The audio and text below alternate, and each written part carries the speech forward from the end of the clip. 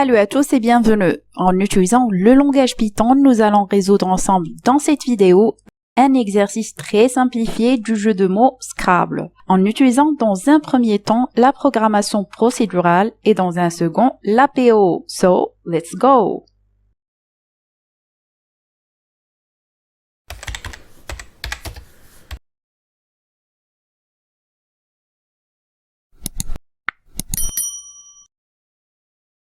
Tout d'abord, on va essayer de lire l'énoncé. Dans une compétition de Scrabble, on effectue un tirage de 7 lettres. Ce tirage est dit valide quand celui-ci comporte au moins 2 voyelles. C'est-à-dire ici qu'on a mis une condition afin que le tirage soit valide. On nous demande par la suite d'écrire un programme en procédural tout d'abord et ensuite en PO qui permet de retirer les lettres aléatoirement dans un sachet qui sera constitué de quelques lettres. Alors ici, on a juste mis 8 lettres afin de simplifier notre exercice par rapport au vrai jeu Scrabble. Ensuite, il faudrait prendre en considération si le tirage est valide, ça affiche le tirage est valide ainsi que les 7 lettres piochées. Sinon, ça va afficher le tirage n'est pas valide ainsi que les 7 lettres piochées. Pour simplifier l'exercice, comme d'hab, nous l'avons décortiqué en consignes très simples. Nous allons tout d'abord initialiser nos variables, ensuite écrire nos fonctions et vers la fin, tester notre code. On commencera maintenant à initialiser nos variables. On commence par le nombre de voyelles dans le tirage qui va être initialisé à 0 et de même ça va être pour l'incrément pour piocher cette lettre qu'on appellera set underscore lettre qui va aussi être initialisé à 0. Ensuite, on aimerait initialiser le sac des lettres qu'on appellera tab underscore scrap par les lettres se trouvant sur l'énoncé. Donc ici, il s'agit des 8 lettres que nous avons choisies ainsi que le nombre associé à chaque lettre. On va se référer maintenant de notre énoncé pour voir cette liste des lettres. Ici, on va mettre notre liste et on va ici mettre les lettres. Donc, si on aimerait, par exemple, répéter le E, ça devrait être 15 fois. Du coup, il faudrait le réécrire à 15 fois. Alors ici, pour réduire l'écriture, il est possible de mettre E entre crochets et multiplier fois 15, c'est-à-dire répéter la lettre E 15 fois. On va mettre un plus afin d'ajouter la lettre A et la répéter à 9 fois et on va procéder comme ça pour les autres lettres de notre sac de lettres.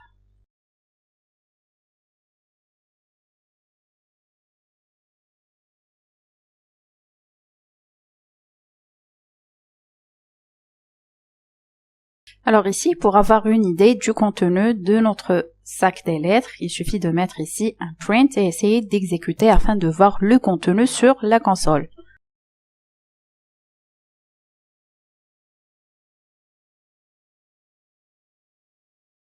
Vous pouvez voir que les lettres ont été répétées suivant le nombre indiqué. Et voilà. On passera maintenant à la question suivante, initialiser la liste qui recevra les lettres piochées qu'on appellera tab underscore lettre underscore piochée et qui va être initialisée à 0. Donc cette liste va comporter alors 7 nombres qui seront initialisés. Du coup, il faudrait déjà répéter 0 7 fois. C'est possible de l'écrire. Sinon, pour réduire cette écriture, il est possible de mettre un seul 0 entre crochets et mettre multiplié fois 7 afin de répéter le 0 7 fois sur la liste. On passera à initialiser la liste de voyelles qu'on appellera tab underscore voyelles par les voyelles suivantes. Du coup, on va mettre des crochets et coller les voyelles qui sont indiquées sur notre énoncé. Et voilà, une fois que c'est fini avec l'initialisation des variables, on passera à créer nos fonctions. En premier, nous allons écrire la fonction mélanger et qui permet de mélanger le sac de lettres qu'on a appelé tab underscore scrap.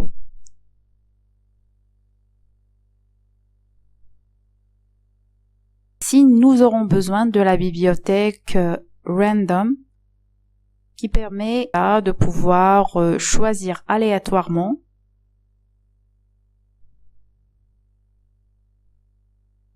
Et ici, pour pouvoir mélanger, nous allons faire appel à la méthode Shuffle.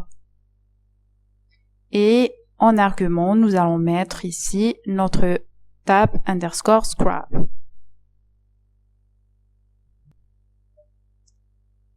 Ensuite, on nous demande d'écrire la fonction piocher et qui permet de piocher les 7 lettres du sac des lettres tab_scrap.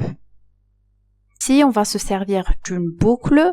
Donc, vous aurez le choix d'utiliser la boucle qui vous convient le plus. Pour nous ici, nous allons utiliser la boucle while et mettre la condition que nous avons appelé set_lettre doit toujours être inférieur à 7. Et puis, nous allons faire une incrémentation afin de remplir notre liste tab lettres piochées au fur et à mesure que nous aurons une nouvelle itération à l'intérieur de notre boucle while. Pour pouvoir choisir des lettres par hasard, on fait appel à la méthode choice et mettre en argument notre tab_scrap. On essaiera de stocker le rendu de la lettre choisie sur une nouvelle variable qu'on appellera pioche. Alors, chaque lettre piochée sera stockée sur la liste tab lettres piochées à la position cette lettre. Alors ici, on va faire appel à notre tab_lettre piochée et puis sur la position cette lettre qui va varier ici de 0 jusqu'à 6 et puis elle va stocker à chaque fois la lettre qui sera piochée par hasard. Et on nous demande d'incrémenter ici la variable cette lettre afin de passer à une nouvelle itération. Et bien sûr, on aura ici la condition que cette lettre doit être strictement inférieure à 7. Du coup, nous allons passer de l'itération cette lettre égale à 0 jusqu'au nombre 6.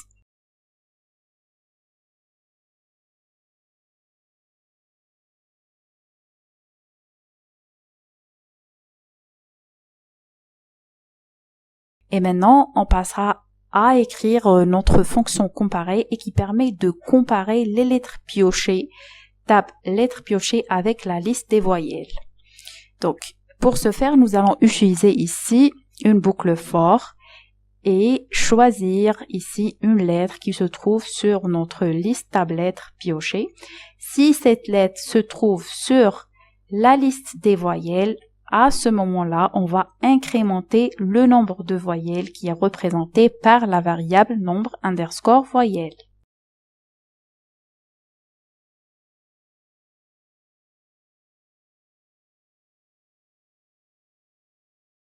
On passera maintenant à écrire en dernier la fonction afficher et qui permet d'afficher les lettres piochées, tab lettres piochées et le nombre de voyelles dans le tirage nombre voyelle. Tout simplement ici, nous allons utiliser la méthode print et mettre ici le message, les lettres piochées et concaténées par la variable tab_lettres piochées et ça va être pareil pour le nombre de voyelles.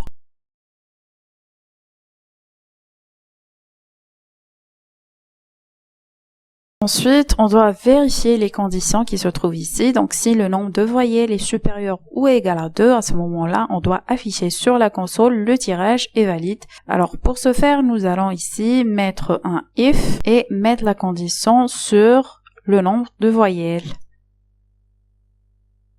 Sinon, on va afficher le message, le tirage n'est pas valide.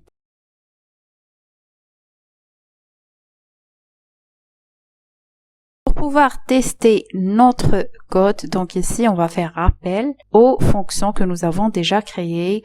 On va commencer d'abord par la fonction mélanger afin de mélanger le sac des lettres. Ensuite, on fera appel à la fonction piocher qui permet de piocher les 7 lettres et ensuite comparer et à la fin on va afficher les messages sur la console.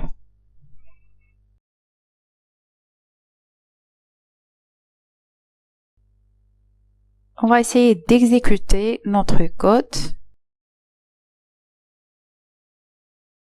Et voilà, En fait, ici, il y a un problème par rapport à la méthode piocher. Donc, ils nous disent que nous avons utilisé une variable 7 lettres qui est référencée avant d'être initialisée. Donc ici, il s'agit par rapport à la fonction piocher d'une variable globale. Du coup, ici, nous devrons la définir comme étant une variable globale, c'est-à-dire elle est dans l'espace global et on va l'appeler afin de l'utiliser à l'intérieur de la fonction. Et du coup, c'est ça l'origine de l'erreur. Donc, ça va être pareil même pour la fonction comparée lorsque nous avons ici utilisé la variable nombre voyez. Donc, ça doit être aussi déclaré global parce qu'il s'agit d'une variable qui existe sur l'espace global, c'est-à-dire à l'extérieur de la fonction.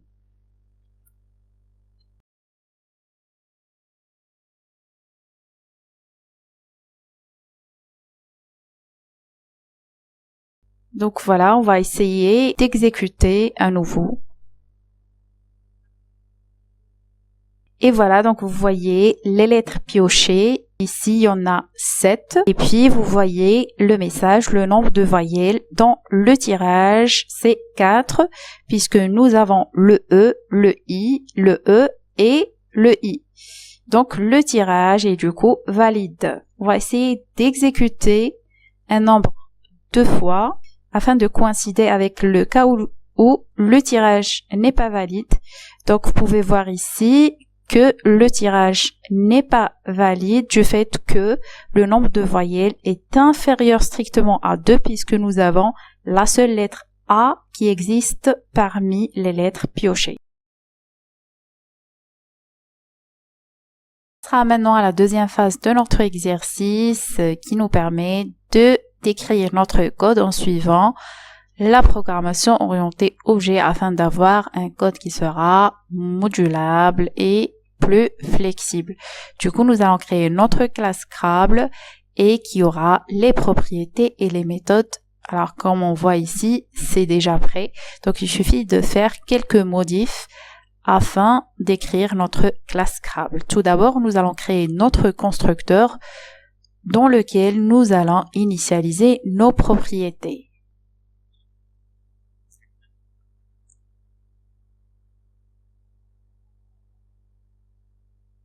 Alors ici, pour chaque propriété, nous devrons mettre self afin de faire la référence de l'objet en cours. Et puis voilà, donc on passera sur toutes les propriétés et mettre self avant. Alors ici, notre méthode mélangée, en argument, nous allons mettre self afin de faire la référence de l'objet en cours. Et par rapport à la propriété tab underscore scrap, on va utiliser self.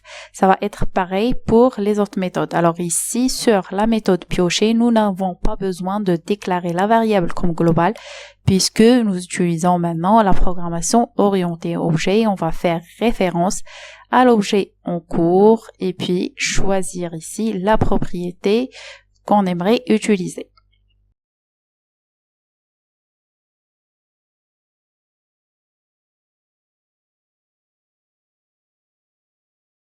Donc, on passera pour la méthode comparée et aussi, nous allons supprimer cette ligne et puis mettre self et la précéder pour nos propriétés.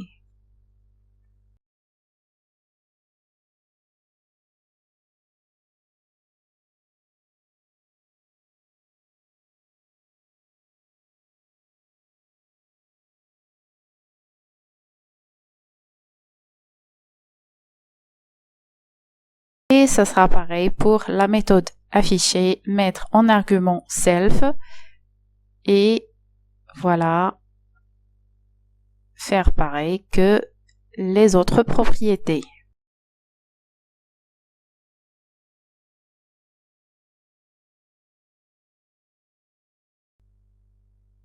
Alors ici, il faudrait faire gaffe par rapport à l'indentation. Toutes les méthodes doivent être alignées sur la même ligne de notre constructeur.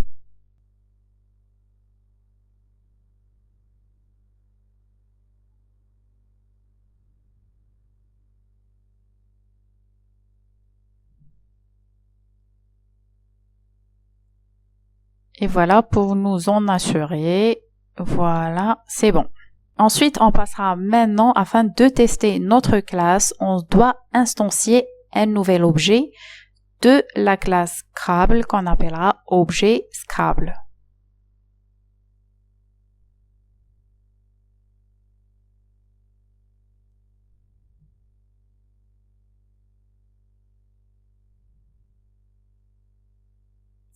Afin de faire l'appel aux méthodes de notre objet, il suffit de précéder ces méthodes-là par notre objet underscore Scrabble.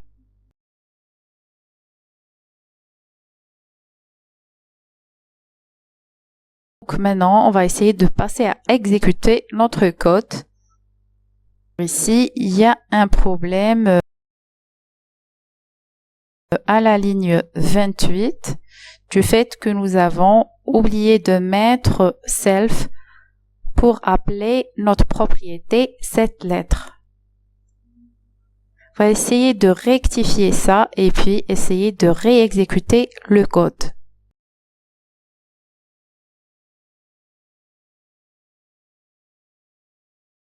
Et voilà, vous pouvez voir les lettres piochées, le nombre des voyelles et le message, le tirage est valide.